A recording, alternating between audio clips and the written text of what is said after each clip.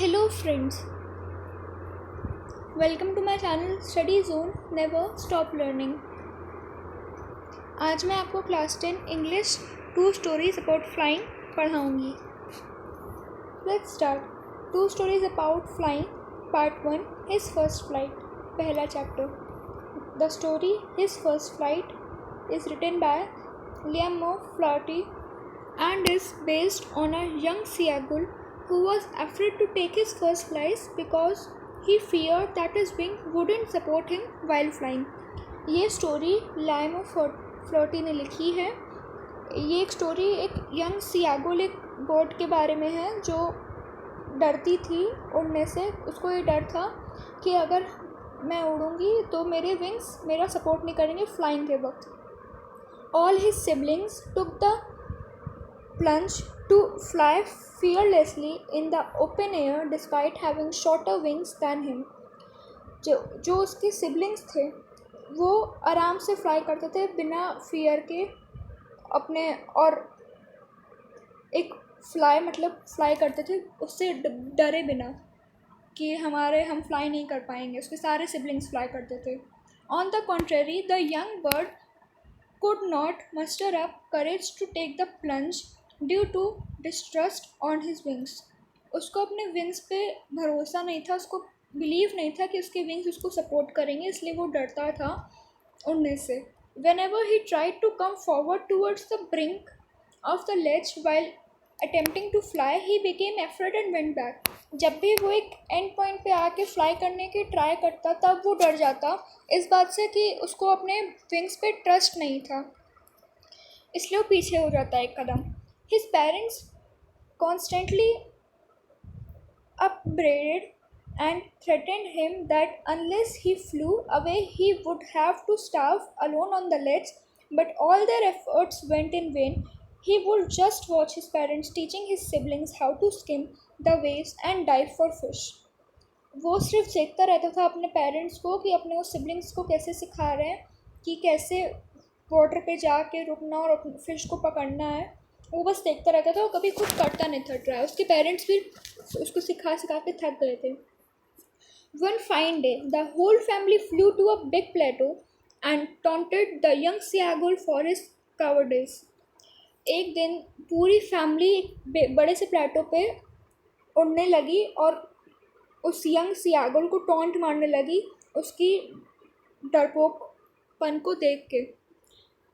As the sun rays blazed on his ledge, he could feel the heat and was starving since the previous nightfall। The young bird begged his mother to bring him some food। उसने अपनी मम्मा से कहा, please मम्मा मेरे को food ला दो। He uttered a joyful scream when his mother quickly picked a piece of fish and flew across to him। वो खुश हो गया कि उसकी मम्मा ने उसके लिए फ़िश ला के दी। He leaned out eagerly and jumped at the fish। Exasperated by hunger, suddenly he fell outward in the open space and a monstrous terror seized him as he could feel that he was falling downward। The next moment he felt his wings spread outwards and he was able to fly fearlessly। उसकी mom उस fish को लेके कहीं दूर खड़ी थी हवा में कहीं आसपास, तो जैसे ही वो उसको लेने भागा वैसे ही उसने नोटिस किया कि वो थोड़ा नीचे गिर रहा है क्योंकि वो हवा में था। फिर उसके विंग्स उसके अपने आप खुल गए और वो फ्लाई कर पा रहा था। Finally the young seagull took his first flight and soared higher and skimmed through the waves and dived along with his siblings। Finally उस यंग सियागुल ने अपनी फर्स्ट फ्लाई किया। उसने पहली बार फ्लाई किया फियरलेसली और अपने सिबलिंग्स के साथ फिशेस को पकड़ने डाइव करने चला गया। नेक्स्ट स्टोरी है black aeroplane part 2। Black aeroplane एक मिस्टीरियस स्टोरी है जो फ्रेडरिक फॉर्सिथ ने लिखी है, जो रिवॉल्व करती है एक पायलट के अराउंड में। The narrator of the story is a pilot who wanted to be with his family and enjoy a wholesome breakfast with them in England। He had to fly from France to England to spend time with his family। उसको France से England travel करना था अपनी family साथ एक breakfast करने के लिए। Once he crossed Paris, he came across the storm clouds that looked like black mountains। जैसे उसने पेरिस को क्रॉस किया फ्लाइट में बैठा था, वो पायलट था।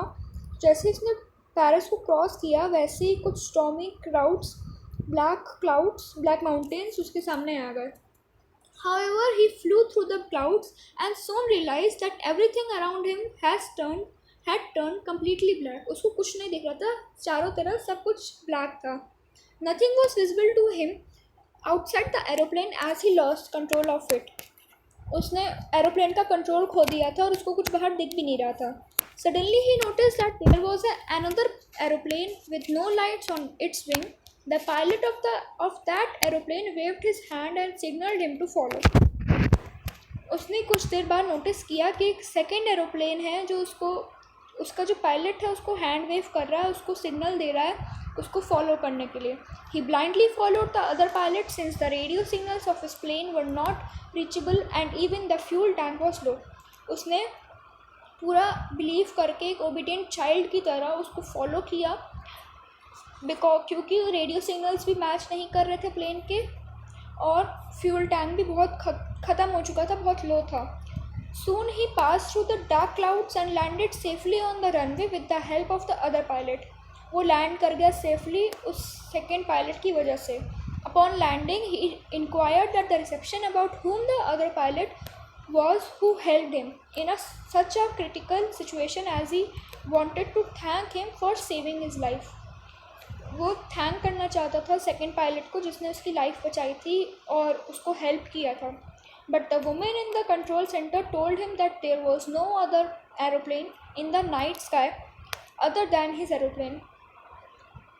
लेकिन उसने जब रिसेप्शनिस्ट ने ये बात सुनी तो वुमेन ने उसने कहा कि ऐसा कोई दूसरा एरोप्लेन नहीं था जिसने आपकी हेल्प करी, जिसने आपको पूरा रास्ता बताया, ऐसा कोई एरोप्लेन नहीं था। वो इस बात को सुन के शॉक्ड था इनफैक्ट कि मतलब एक इमेजिनरी एरोप्लेन था, कोई ऐसा रियली में एरोप्लेन था नहीं। अगर आपको मेरी ये वीडियो 2 स्टोरीज अबाउट फ्लाइंग पे पसंद आई हो तो इसे लाइक सब्सक्राइब शेयर करना ना भूलें और अगर आपको इसमें कोई भी डाउट हो तो कमेंट बॉक्स में डाल दें। Thank you.